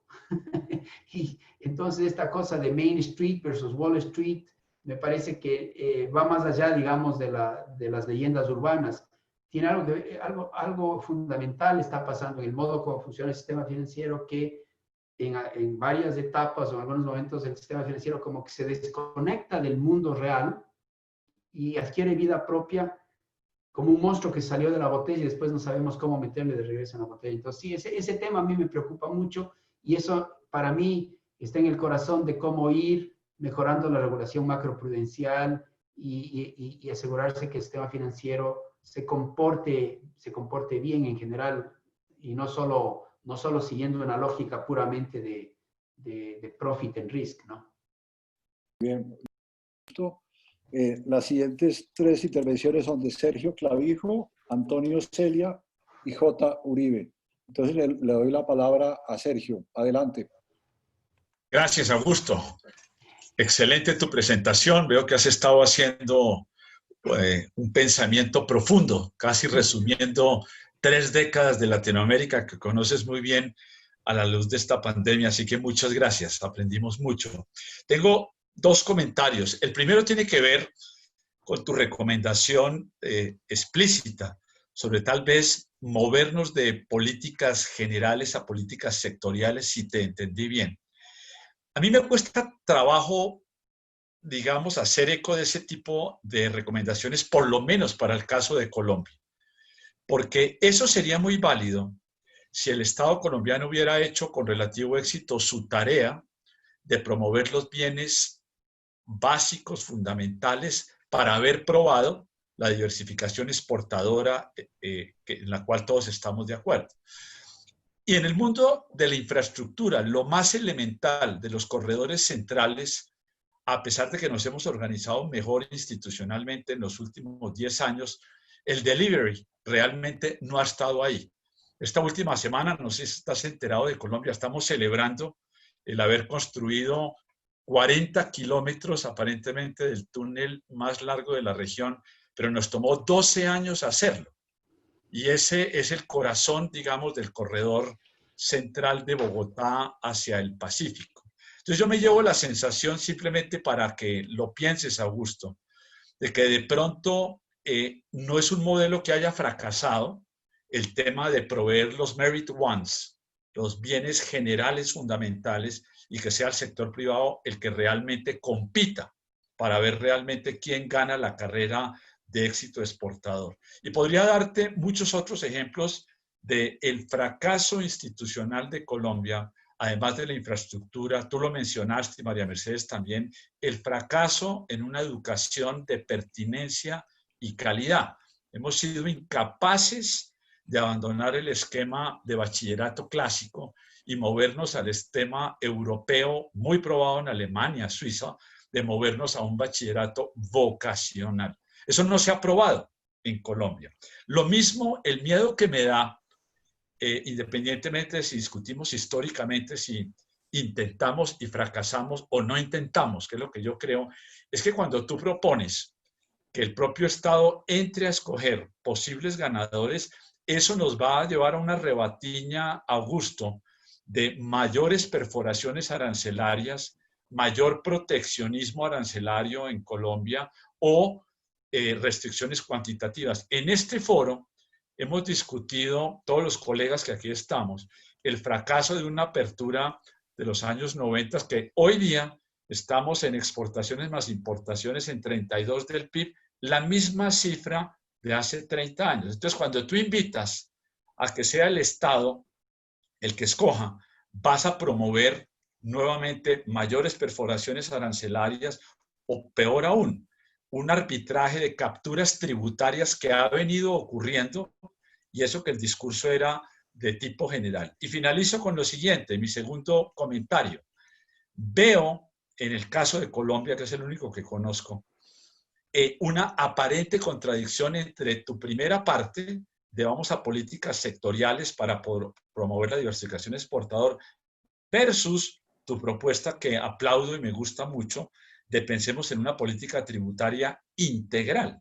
Cuando yo le digo integral es que precisamente tiene que ser general, tiene que de alguna manera sustituir a la Levy, BID, Eduardo Lora, el tema de dejar de excesos de impuestos sobre la nómina. Y ahí sí que tiene que ser una generalización del IVA y una generalización de los tributos principales para que logres ganar 4 o 5 puntos en el recaudo del mediano plazo. Si tú arrancas con un discurso sectorial, se te murió tu idea de tributación integral en Colombia. Muchas gracias, Augusto. Gracias, Sergio. Ahora, Antonio Celia, por favor. Adelante, Antonio. Gracias. Sí, gracias, Augusto. Buenísima tu presentación. Yo no soy economista y te podrás dar cuenta por lo que voy a decir. Este grupo pretende hacer unas propuestas al gobierno y yo te iba a preguntar qué contenido, en opinión tuya, deberían tener las propuestas que nosotros pretendemos hacer, pero ya tu presentación me lo dice. 2 particularidades de Colombia que pregunto si pueden ser utilizadas. Uno, tenemos un rezago increíble en materia de vías, como Clavijo lo dijo, pero en vías terciarias el atraso es monumental. Tenemos ya, sin embargo, una lista detallada de todas esas iniciativas. ese atraso puede ser una oportunidad, porque yo creo que esta crisis nos obliga a pensar de otra forma, lo cual es bien difícil, porque cambiar nuestros modelos mentales tradicionales no resulta una tarea fácil. Pero cuando yo uno ese atraso enorme que tenemos en vías, veo una oportunidad y veo otra característica en el caso colombiano. El caso colombiano es que los colombianos han estado dispuestos a pagar unos impuestos onerosos sobre sus patrimonios, que no es nada popular, nada divertido, nada simpático, pero para financiar tanto la guerra como para la paz, aunque sean tributos temporales. Y es una forma relativamente fácil, yo sé que desde luego incómoda e impopular y posiblemente antitécnica, pero decirle al gobierno, gasta sin miedo, que yo pago por mi patrimonio un tiempo, 3, 4 años, mientras tú tratas de financiarte al mayor largo plazo posible. Porque aquí, y un poco con lo que decía Santiago Montenegro, tiene uno que ver qué pasa en el mediano plazo con los mercados de capitales. ¿A dónde van a ir esos ahorros? ¿A dónde van a ir esos dineros? Y el otro tema que yo creo que puede ser también una oportunidad interesante en el caso colombiano es que las regiones tienen cierta autonomía, en el sentido en que el 38% de la plata del Sistema General de Participaciones se va a regiones, donde hay también una oportunidad grande en impuestos a la propiedad. El predial colombiano no tiene los recaudos que se requieren y es plata sobre gente que tiene predios. Tampoco es popular, tampoco es simpático, tampoco es divertido, pero es una forma de decir, yo me voy a financiar regionalmente con proyectos específicos con cargo al tema regional, con cargo al tema de los predios hacia adelante. Creo que la gente tiene que entender que alguien tiene que poner todo o que poner algo. Yo siento que estamos como atrapados, pero quien destraba el juego es el Estado con algún movimiento que tiene que ser audaz y el tema fiscal tiene que tener algún respaldo, alguna intención, alguna manifestación de pago de tributos que, como quiera que lo hemos hecho en el pasado, se justificaría plenamente pagar temporalmente algo de impuestos a patrimonio, entre más gente pague mejor, para desentrabar esta situación tan difícil. De nuevo, felicitaciones por una gran presentación. Gracias. Gracias, Antonio. J. Uribe, por favor. Gracias, Armando. Mil gracias, Augusto, por esta presentación realmente espectacular. Aquí nos organizó un montón de ideas y nos puso un montón de preguntas. Quiero hacer un comentario, pregunta sobre la primera parte, cuando habla de las complicaciones económicas inesperadas. Mencionaba de que lo que se está viendo no es una cosa, no son choques, digamos, de tipo keynesiano o de respuestas keynesianas y monetarias. Y realmente cuando lo mira uno, este es un choque de mucho más atrás en la historia del pensamiento económico. Es un choque de ley de Say, de alguna manera. La ley de Say es que toda oferta crea su propia demanda. Aquí lo tenemos al revés. Toda destrucción de oferta destruye su propia demanda. Entonces, el origen de la respuesta, de alguna manera, tiene que ser resolver el tema de la destrucción de oferta. Y la destrucción de oferta tiene como elemento central el COVID y la respuesta de salud y la respuesta que han dado los estados al COVID. Por lo tanto, creo que hasta que no se logre de alguna manera convivir o controlar el COVID, pues no vamos a tener capacidad de que comencemos a tener las discusiones de tipo monetarias o de tipo keynesiano tradicional o de excesos tradicionales. Esto significa que en algún momento pues va a haber un enorme reto de cómo manejar todos los excesos que por ahora parecen inefectivos, pero que están generando una serie de desequilibrios, de ampliaciones de deuda, de déficits fiscales, de tasas de interés muy bajas, probablemente de sectores y empresas no productivas que viven en estas condiciones, etcétera. Todo ese tipo de cosas lo vamos a ver. La pregunta un poco relacionada a esto es, en el caso de Ecuador es muy interesante porque Ecuador pues no tenía nada para hacer y no tenía margen, como lo decía, ahí no había ni margen fiscal, ni de reservas, ni de nada, ni de política monetaria, moneda propia, bueno, no tenía nada para hacer, entonces vino el burden sharing. El resto de América Latina, al menos de los países que usualmente se hablan de América Latina, pues de alguna manera tiene toda la lógica de haberse jugado de alguna manera, el primer modelo, el de riesgos y costos asumidos por el Estado, de alguna manera, con transferencias, con garantías de créditos, bueno, todo este tipo de cosas. Pero todo va a depender de la duración. Si esta cosa, pues salimos de esto en diciembre, pues bueno, se jugó y probablemente de alguna manera puede. Pero si esta vaina se nos va un año más, o más de un año más, etcétera, ya vamos a estar muy enredados. Entonces, me gustaría saber cómo estás viendo la evolución de este choque de oferta, de cómo si se va, qué estás viendo de realmente cuándo ese choque se va de alguna manera a resolver o manejar relativamente ya para algo de normalidad.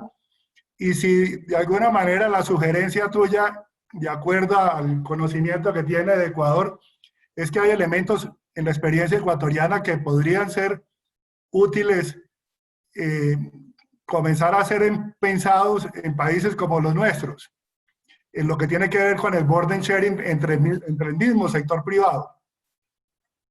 Esa es básicamente mi inquietud. Y mil gracias de nuevo, Augusto. Gracias, Jota.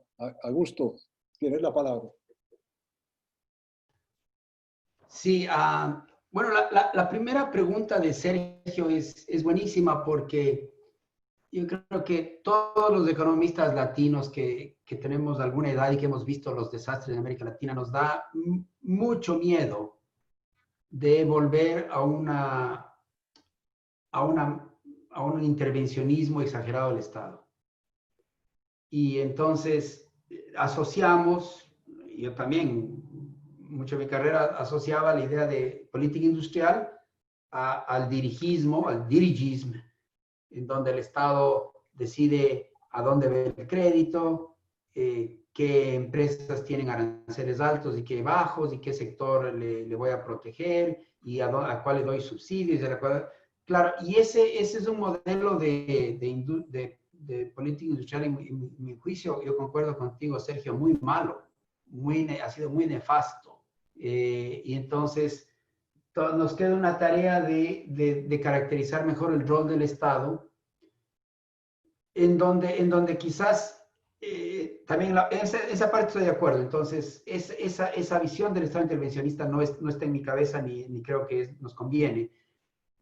Entiendo el otro punto tuyo. Tú dices, bueno, no le pidamos al Estado que haga ciertas cosas más sofisticadas y ni siquiera ha hecho lo básico.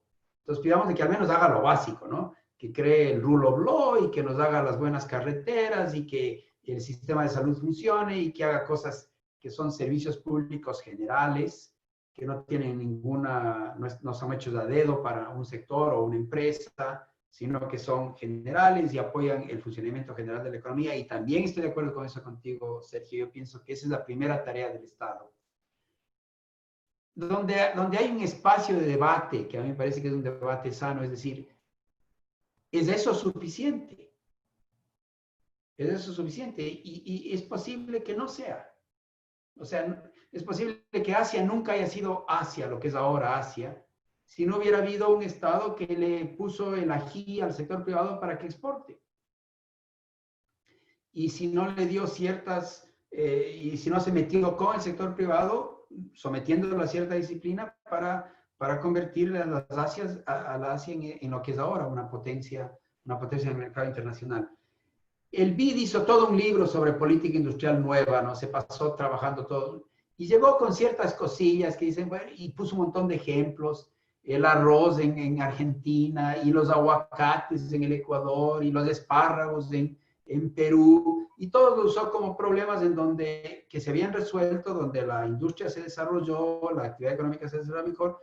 Y fue un fruto de esta relación un poco más productiva entre el sector privado y el Estado. Y creo que al menos cuando yo hablo de esta política industrial, estoy pensando en esas cosas. Estoy pensando, o sea, para mí los mercados son buenísimos para resolver el problema de la asignación.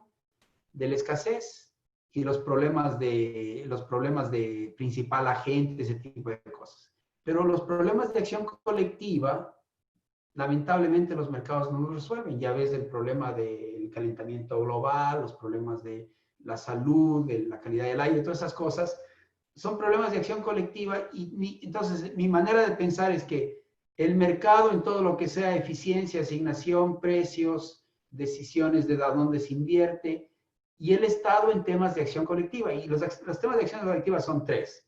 O problemas de coordinación, por alguna razón, el sector privado no logra coordinarse y el Estado puede hacer un poquito de directorio de orquesta para coordinarles. Problemas de free riding, en donde el sector privado no es suficientemente creativo porque simplemente es un seguimono, a alguien le va bien, es como en mi país, ¿no? En mi país alguien se le inventó estos cafés informáticos y le fue bien, y después teníamos un café informático cada 10 metros en toda la ciudad de Quito. Esa tendencia a hacer free riding imitación, algo sobre eso creo que puede hacer el Estado, y los problemas de externalidades, ¿no? Entonces, yo sí le veo un espacio ahí, pero te confieso, mi querido Sergio, no lo tengo bien formulado. Pero creo que algo de eso debe ser parte de una agenda de crecimiento. La otra, Antonio. Perdóname, un tema. ¿Ves alguna contradicción entre esa propuesta y tu reforma tributaria integral?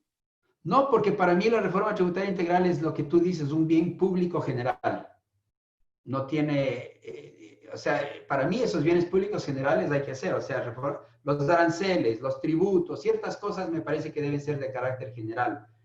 Estos espacios de cooperación público-privada yo los veo más en cosas un poquito más específicas, lo que Hausman llama bienes públicos específicos. Hausman dice, hay ciertos bienes públicos que son generales y esos necesitamos tenerlos, pero hay ciertos bienes públicos que son específicos. Por ejemplo, la capacidad de esterilización para que Costa Rica pueda vender aparatos médicos. Okay, gracias. Aparentemente, el Estado necesita hacer 2 o 3 cositas con regulaciones sin las cuales eso no se hubiera destrabado. No es que el Estado escogió, nos vamos a ir a vender aparatos médicos, no es que el Estado dijo eso, no es que el Estado eligió los winners, pero el mismo sector privado se dio cuenta que habían ciertas trabas que necesitaban que el Estado ayude a destrabarlas para que se desarrolle esa industria. Entonces, es en ese sentido en que yo estoy pensando esta cosa que tal vez no es bueno llamarle política industrial inteligente, es mejor llamarle como cooperación público-privada y alguna cosa de esas. Luego había una pregunta interesante de Antonio sobre estos rezagos grandes que hay y problemas de descoordinación dentro del mismo Estado. O sea, el Estado no ha hecho las vías terciarias que debía haber hecho, o los estados locales no hacen más cosas a nivel local porque no están tramitando bien los tributos a los predios. Hay ciertos big capital investments que se necesitan a nivel nacional que a lo mejor se pueden financiar transitoriamente con impuestos del patrimonio. Todas estas son decisiones que no tienen una respuesta general, pero para mí son muy, muy acertadas. Yo lo que noté en Colombia, por ejemplo, que la descentralización en Colombia tuvo un bemol para Colombia. Que ciertos temas nacionales son difíciles de resolver porque cada estado jala para su lado, cada provincia jala para su lado. Entonces, se ganó algo con la descentralización, pero se perdió cierta capacidad de tener proyectos generales. Porque a ningún estado, el estado dice, sí, qué bueno que hay ese proyecto general, pero no me pidan que yo ayude con eso, porque entonces tiene este problema de collective action entre nacional y federal. Entonces, sí yo veo mucho de lo que dice Antonio, de que el Estado tiene un papel que jugar ahí, nos guste o no nos guste. Y cierto es que el Estado se equivoca muchas veces, se deja capturar, un montón de problemas, pero en eso el mercado no le puede reemplazar. Entonces, el Estado tiene que tomar este tipo de decisiones para ordenar un poco la vida de las sociedades. Y J, sí, está muy bien lo que dices, ¿no es cierto? Que este es un choque que no es ni keynesiano ni del otro tipo, sino es de SEI. La oferta destruyó su propia demanda. Yo creo que tú tienes toda la razón que una vez que se aclare el horizonte médico y quizás venga una vacuna, tal vez ahí sí haya más espacio para que haya política macroeconómica que ayude a la recuperación. El tema que yo estoy viendo es que estamos quemando los cartuchos. O sea, un reciente gráfico del Economist donde mostraba cómo están cayendo las reservas internacionales de los países emergentes, que claro, están cayendo porque estamos tratando de asistir a la economía. Entonces, tal vez estamos perdiendo el espacio fiscal, el espacio monetario, que lo vamos a necesitar cuando se aclare más el panorama de la recuperación. Entonces, tienes toda la razón. A lo mejor uno puede hacer un paper y uno puede decir, bueno, o haces burden sharing o le pasas todo el burden al gobierno.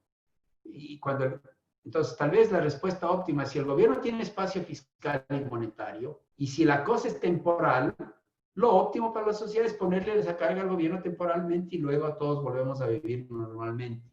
Eso es cierto siempre y cuando sea un problema transitorio que termina siendo solo un problema de liquidez.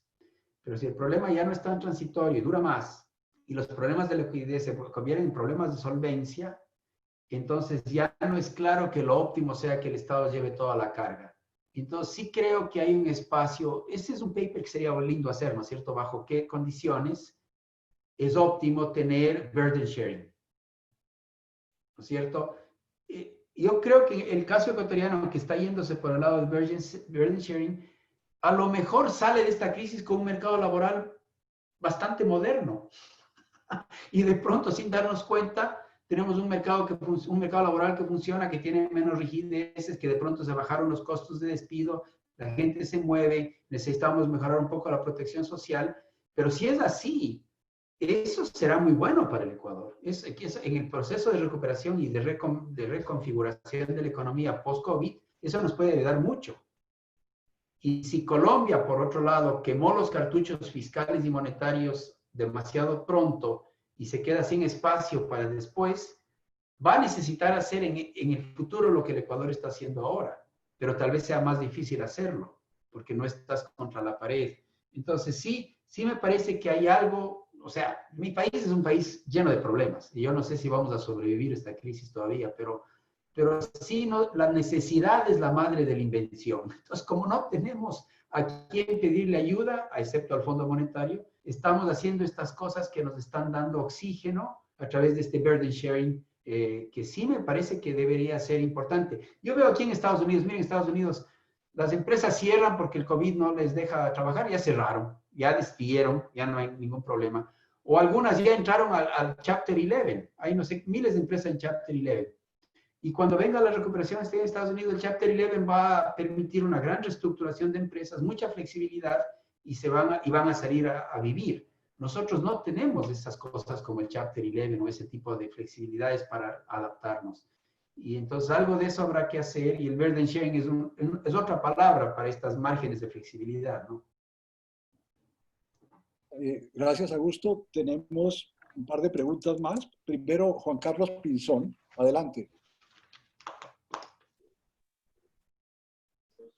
Muchas gracias, doctor Montenegro. Un saludo para todos. Buenas tardes. Augusto, me encanta verte de nuevo. Mucho compartimos con Augusto en mis años en el Banco Mundial y la última vez que nos vimos allá en Washington, estaba cerrando tu tiempo de economista jefe y yo de embajador. Gusto verte. Mira, para no alargarme mucho, pues siempre es un gusto irte y siempre iluminas y pones a pensar y organizas además el pensamiento. Yo creo que aquí, más en este grupo de profesores, porque todos son los profesores de mi generación y los mejores economistas que ha tenido el país, pues de una u otra manera que hay una gran dosis de ortodoxia. Y yo digo, yo también me siento formado en esa ortodoxia. ¿Eso qué significa? Estamos muy preocupados, creo, de ver el deterioro para poner un indicador específico, de deuda sobre PIB, que obviamente es como el gran choque que genera un deterioro fiscal, una devaluación, y pasamos rapidito de estar en 45% en ese ratio a 68%, según datos recientes de Alberto Carrasquilla, el ministro de Hacienda. Y obviamente, pues se habla mucho de cómo, entendiendo esta circunstancia en la que estamos y la necesidad de tantos bienes públicos que hay, primero infraestructura, segundo vivienda, luego el tema de seguridad alimentaria y el tema agroindustrial, por supuesto, todo lo que tenga que ver con educación y conectividad como retos, por supuesto, de una u otra manera de potenciar la economía hacia adelante. Pero al final, pues recursos públicos, sobre todo en estos países, no hay. Es decir, aquí no hay el helicóptero que puede botar los billetes como ocurre en 3 o 4 economías avanzadas. Entonces, esa ortodoxia nos está llevando muy rápido a hablar de la necesidad de una gran reforma tributaria en el año 2021 y seguramente otras reformas estructurales tipo pensional, tipo laboral, etcétera. Y pues yo valoro mucho todo este trabajo que se está haciendo acá. Sin embargo, sigo siendo un poco, digamos, escéptico, uno, del tiempo político para hacer eso y dos, incluso del tiempo económico, porque el choque económico que estamos viviendo es dramático y yo digo que entre más días pasan, esto es como una nata que le está saliendo a la leche y la vamos retirando y vamos encontrando que la cosa es más grave de lo que incluso uno quisiera estimar.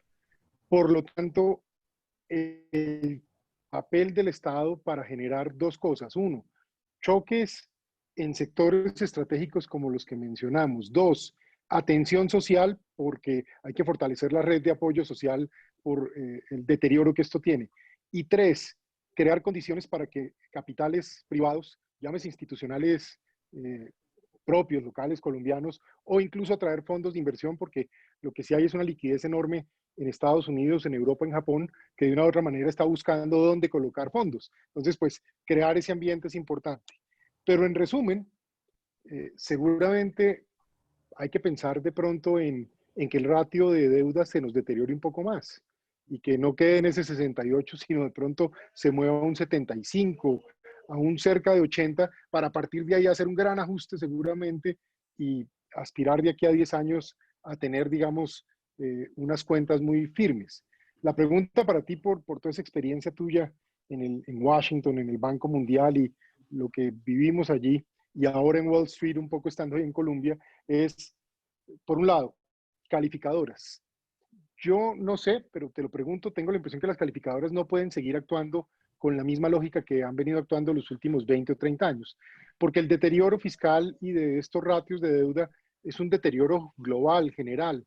Entonces, si hay un momento para de pronto arriesgar un poquito, en ese frente es ahora. Y dos, leía comentarios recientes de lo que ha dicho la directora del Fondo Monetario y el presidente del Banco Mundial, y en ambos casos he encontrado una proclividad un poco a mostrar buena voluntad para ayudar países de una u otra manera para recuperar y reactivar economías. La única ayuda real que pueden dar es básicamente créditos vía el Banco Mundial o el Fondo Monetario, pues generando unos backstops que le den tranquilidad a las calificadoras para uno poder ser más activo en los mercados. Resumen de mi pregunta es, ¿tú crees que va a haber un margen de maniobra adicional en esa materia, tanto en el fondo y el Banco Mundial como en las calificadoras? Gusto verte, Augusto. Gracias, doctor Montenegro. Augusto, yo quisiera tal vez hacerte la última pregunta porque estamos abusando de tu tiempo. Y se refiere es una pregunta más bien política. América Latina va a entrar a un ciclo electoral muy fuerte y muy pronto, y vamos a llegar a elecciones en la mayoría de nuestros países con una pobreza mucho mayor, con un gran desempleo, y vamos a tener, hay un caldo de cultivo para el populismo, y probablemente si eso sucede, pues vamos a tener, pues nos vamos a alejar de las cosas que tú has sugerido, de las cosas que estamos pensando, y vamos a entrar en un ciclo mucho más complejo. ¿Tú ves un peligro grande al respecto en la mayoría de los países que vamos a entrar precisamente a elecciones? Adelante, Augusto. Bueno, muchas gracias. Juan Carlos, yo creo que tus reflexiones son muy buenas porque sí, la ortodoxia a veces nos crea un velo, ¿no es cierto? De que tal vez nos entrampen cosas que son absolutamente importantes, pero que a veces no nos deja ver ciertos espacios, no nos ilumina ciertos espacios que a veces vamos a necesitar. Con respecto primero, déjame darte una cosa general. yo sigo pensando que lo que más importante va a ser a futuro va a ser capital más que deuda. Entonces, que los países puedan endeudarse, que los gobiernos puedan endeudarse, está bien, pero llega hasta cierto punto. Para mí el gran desafío para América Latina va a ser conseguir capital. Y eso es que los colombianos traigan la plata que tienen en Miami y decidan apostarle al país, o que el FDI venga en forma grande, o que las grandes empresas que están distribuyendo la producción a lo largo del mundo decidan poner una fábrica de no sé qué en Colombia, o que los grandes cadenas hoteleras inviertan en complejos de desarrollo en las lindas playas que tiene Colombia. Ese tipo de cosas me parece que son más importantes que la deuda. Entonces creo que la región tiene que privilegiar de alguna manera el capital sobre la deuda. Pero obviamente no vamos a poder tener niveles demasiado bajos de deuda en el futuro inmediato. Tenemos muchas necesidades, el Estado va a tener muchas necesidades. Y yo me imagino que va a haber mucha, ojalá, ¿no? Ojalá, va a haber mucha presión sobre los calificadores de riesgo para tener un marco de análisis un poquito menos rígido para decidir la calificación de riesgo de un país. Afortunadamente ya tenemos en Latinoamérica como 5 países que son investment grade, entre ellos Colombia. Entonces, lo que más va a importar es que Colombia mantenga su investment grade, y eso a lo mejor necesita una conversación con Wall Street un poquito más sofisticada, porque al Ecuador nos hicieron un upgrade porque resolvemos el problema de deuda, pero a lo mejor van a ser downgrades generales, ¿no es cierto?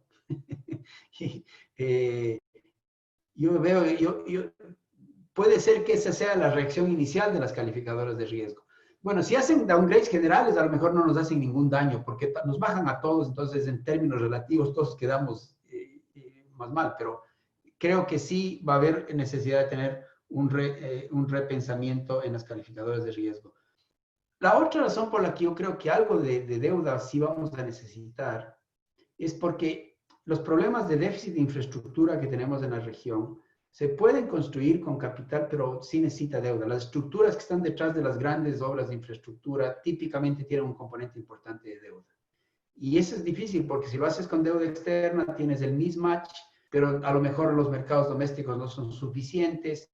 Entonces tienes un tema ahí importante en donde yo creo que todavía tenemos una falla de mercado. El mercado no logra unir los grandes fondos que hay disponibles en el mundo con las grandes necesidades que hay en nuestros países, como que una gran paradoja global, ¿no es cierto? Hay un montón de plata y hay un montón de necesidades, y esas dos puntas del mercado no se unen. Entonces ahí me parece que es otra área, yo doy un lecture sobre esto en Colombia, que me parece que es una área en donde ciertamente los mercados tienen que mejorar, pero creo que hay un espacio para que la política pública ayude un poco por vía de la regulación o por vía de ciertas cosas que no tenemos tiempo para hablar ahora, favorezcan que se unan estas dos puntas del mercado. Los grandes fondos prestables que hay en el mundo y las necesidades de hacer puentes y carreteras y aeropuertos y puertos y estas cosas en Latinoamérica. Armando, tu pregunta sobre el ciclo electoral a mí me tiene hiper preocupado. y eso veo que va en dos direcciones. O sea, que estamos en un terreno fértil para el populismo, me parece que no hay duda, porque la población va a salir golpeada de esto.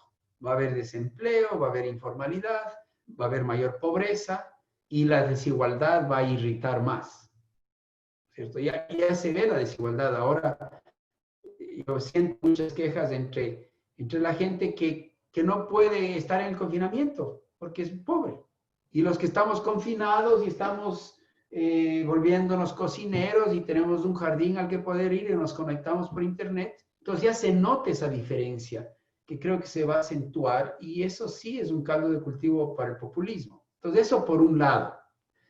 El contraargumento, y esa es una discusión que tenemos ahora en Ecuador muy intensa, el contraargumento es que cualquier gobierno que venga, el próximo gobierno en Ecuador, va a tener que administrar la crisis y administrar la escasez. Y a los populistas les gusta administrar la abundancia. Los populistas son buenísimos para entrar al país cuando hay plata, porque ahí roban y hacen son clientelistas. A los populistas no les gusta mucho administrar la escasez. Entonces, ese es un argumento que diría, bueno, tal vez la población se está dando cuenta que la cosa está tan complicada que necesitamos gobernantes que sean responsables. Entonces, the jury is out. Yo tengo mucho miedo al populismo, tengo miedo de que en Ecuador regrese Correa o el correísmo, me quite el sueño, pero por otro lado tengo la esperanza de que hay tanta escasez y la situación es tan difícil que como de alguna manera a la gente le sale, bueno, esta cosa está tan complicada que mejor busquemos un piloto que sepa navegar esta nave. Ojalá esa segunda contraargumento funcione con fuerza. Muy bien, Augusto. Yo creo que ya son casi las 6:20, pues yo creo que estamos terminando. Yo quiero en nombre de todos agradecerte muchísimo. Nos has dejado una cantidad de pensamientos muy sugestivos, ideas. Incluso nos han pedido por el chat tu presentación. No sé si la podemos... Con gusto. Te la mando, Armando, por el WhatsApp o por el correo electrónico. Te la mando con gusto. Te agradezco mucho. Y con eso quiero enviarte un abrazo, un saludo en nombre de todos e invitar a todos que te despidamos con un aplauso digital desde Colombia, con mucho aprecio. Muy querido. Muchas gracias por la invitación. Un gusto verles a todos ustedes. Que estén muy bien. Gracias. Muy bien, Gracias. Augusto, un placer. Muchas gracias. Felicitaciones, De semana para gracias todos. a todos. Gracias. Chao. Muy bien, estuvo.